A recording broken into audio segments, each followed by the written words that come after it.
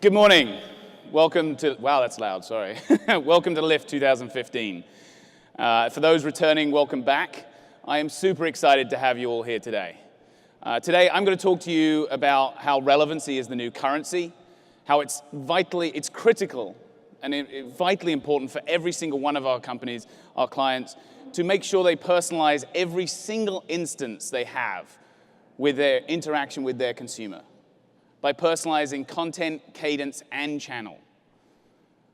But before I get started in that, I want to share a little story with you for the reason how and why we're all sitting here today.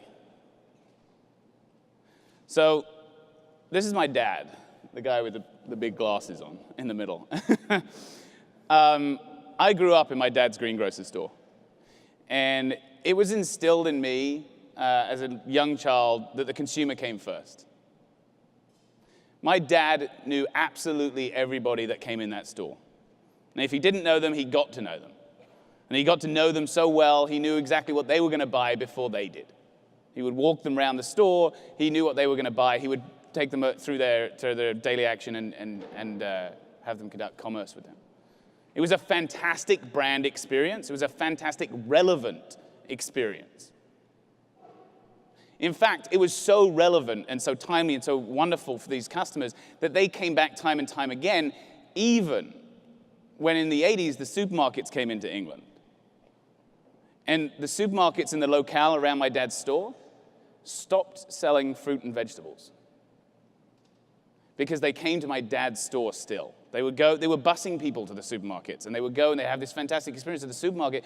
They would not buy fruit and vegetables because they wanted to buy it from my dad.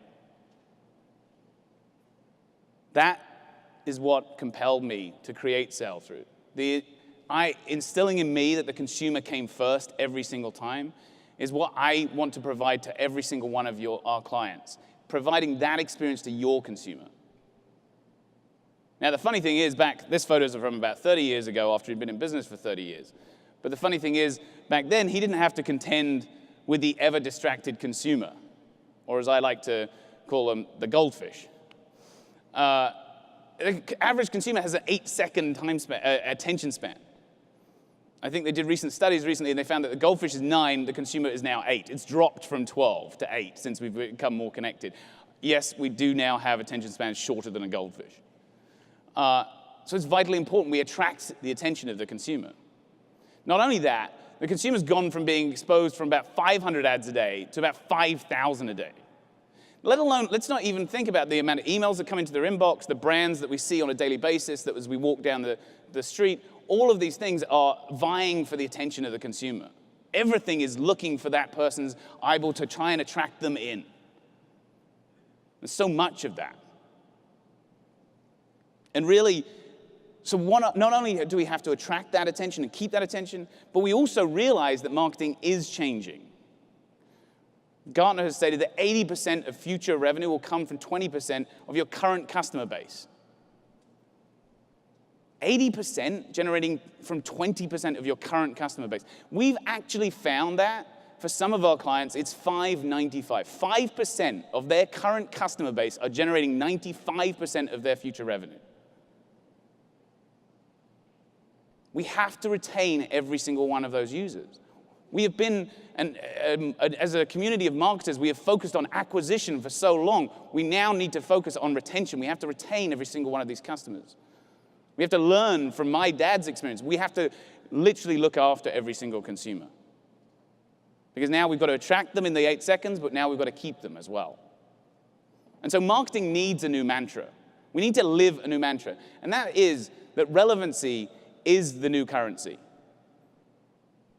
We need to bring back that high street feeling, right? The walking in the local store, the local greengrocers, the local butchers, the local coffee shop, the bar that you frequent, the restaurant that you go to. When you get looked after, you feel confident, you feel looked after, you feel loved, you feel like it's a great feeling. You want to go back. You want to conduct more commerce with them. That is what we need to bring back, because it's become acceptable to not do that online. But online, we need to do the same thing, because those of you that invest in personal experiences for each and every single one of your consumers, it will directly affect your revenue. Because how many of you woke up to this? A whole bunch of emails coming at you in the early morning. I want to talk to you about modern personalization and not annoying the consumer and how to win in this new environment. Because does this look like a personal experience to you? It certainly isn't to me. Everyone's trying to get me to go to the website before 8 a.m. in the morning. Frankly, I'm a late riser. You're not getting me anywhere near a website at that time in the morning. I've never shopped online before 9 in the morning. I don't think I've shopped in the real world before 9 in the morning. But everybody's trying to vie for that attention just to get me right there. It's an irrelevant experience. Putting my name in the subject line is not personalization. It is field replacement. It's a gimmick. It's great, whatever. This is not what I'm talking about. I'm talking about modern personalization. Because when I get this in the morning, I'm like that goldfish. And I swipe it all away and I get rid of it all. And the funny thing is that as we've advanced technology, we've increased the annoyance factor. We've taken the direct mail approach and we've turned that into email, right? We did the same thing every day, same people. Then we segmented to 20 different segments, and it's like it was still the same approach. We went through that curve. Well, now we have mobile devices, we have smartwatches. What a fantastic opportunity as a marketer. We can now push notify someone's body. What a fantastic thing. Great, we can push notify someone's body. However, if you push notify someone's body with the wrong incentive, the wrong product, the wrong content, they will leave. They will leave you forever. They will go. And then you have to reacquire them. We don't want that. We want to keep the consumer. We want to look after the consumer. We want to actually put the consumer first. We all talk about putting the consumer first, but we need to live putting the consumer first, because now it's ever more important.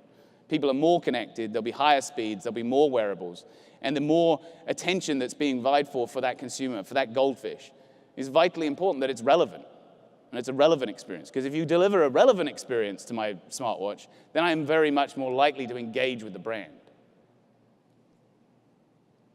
And the fact is, the companies fully invested in modern personalization will outsell others by good 20%. That's a Gartner fact, but I can tell you it's a lot more than 20%. If you invest in this, we've had massive results for a lot of our clients, as you well know.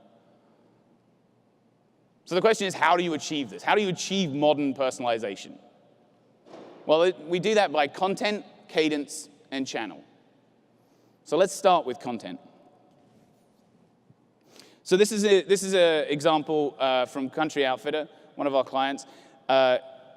Same template, same campaign. Content-focused email and a product-focused email.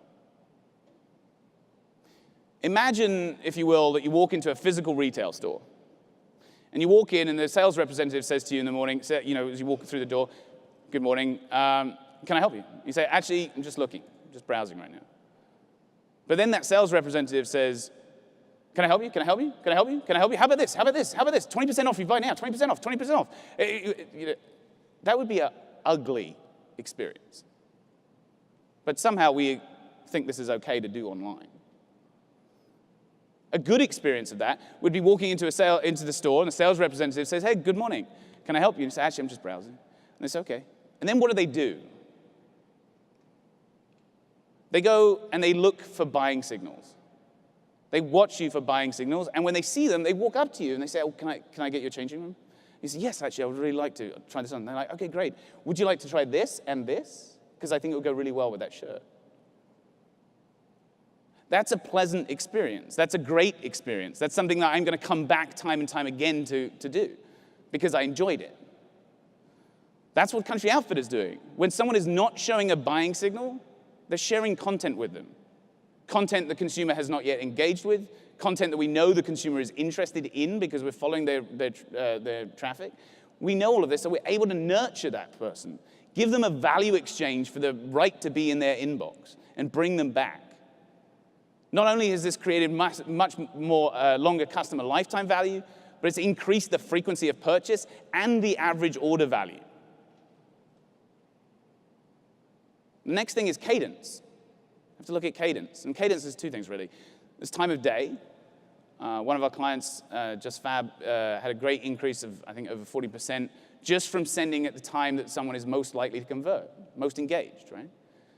Sending to the person at the time. It's not about creating buckets, it's about the individual. How do you send to the individual? How do you share with them at the time that they're most likely to engage with you? But it's not just about time of day, it's about the frequency that you outreach to the consumer. Because if you're hitting them over the head every day, single day, it's not a way to engage with them long term. I'm sure as we approach the holidays, some of you are considering whether you should do 2 emails in a single day. And you're thinking, well, the second email I know is going to generate 50% of my revenue from the morning, but I'm going to get a whole lot more churn. And I don't want to do that. And you're like trying to weigh up the odds, right? What do I do? Well, take the day out of the equation. Right? When you're doing a daily email to everybody all the time, it's the same approach. It's the same thing. It's just over 48 hours, over 24. We have to look after the consumer because they will leave. They'll just slide off, they'll go through the funnel and out the bottom. And then you have to reacquire them. And then finally, this channel. We have to look at channel, right? We've got to know where the consumer is, where they're engaging. If you have an active user on your email, and then they move, they're coming to your email, coming to the website, and then they move to your mobile device that you launch, next day, then as soon as they're on that, we can't keep sending them email every day, and now we're sending them push notifications as well, because again, you will irritate the consumer, and they will leave. Driving your cost of acquisition up, driving all of that, you've got to reacquire them. So we have to look after them. And as soon as they get a new phone and they don't download your new app, then you've got to go back to email immediately. Because that's what it is. It's about being able to personalize that content, cadence, and channel for every single one of them. Now, some of you may remember we were here last year, us talking about marketing superpowers and using those. Now, one of those clients that took that to heart was The Climb. And The Climb took that, and they literally looked after, took all of our incentives, went to implement what we do, and they had amazing results. Now, when we first met with them, they were using the same demographic approach that a lot of people had to use. That was all they had, right? Age, gender, location, create a segment, create a campaign, rinse and repeat. A lot of work, a lot of guesswork, a lot of testing, right? We came in and said, no, we'll change all of that. We linked all of their data sets together. We looked at every single bit of traffic that was happening on the site. We could, by looking at the consumer and seeing their traffic, we could figure out who the walkers were, who the mountain climbers were. Because The Climb, they sell outdoor equipment, sleeping bags, ropes, walking sticks, tents, that kind of stuff. And we figured out who are the climbers, who are the walkers, who are the people that want to, what are they doing? Who has a propensity for blue over red? So that we could put a much more relevant experience in front of those consumers every single time. And so in their first 3 months, they saw a 12% increase in revenue per 1,000 messages from this approach of actually personalizing, actually giving the consumer what they want. And in fact, when they actually combined personalization with our predictive decisioning, that's when the real results come in. Because 71% lift in email revenue, 175% lift in revenue per 1,000 emails sent, and a 72% reduction in churn. Those are amazing numbers because we're putting the consumer first. And that's what it's really about. We have to start putting the consumer first. Because then we can provide that same experience that my dad provided to his customers. Because we can't all be Nike and Apple. We can go and actually provide a better experience. We can compete on customer experience by giving them a relevant experience. Because relevancy is the new currency, and we have to personalize every single event between the consumer and your brand. Personalizing the content, the cadence, and the channel. And if you're bringing personalization to each and every customer, much as my dad did.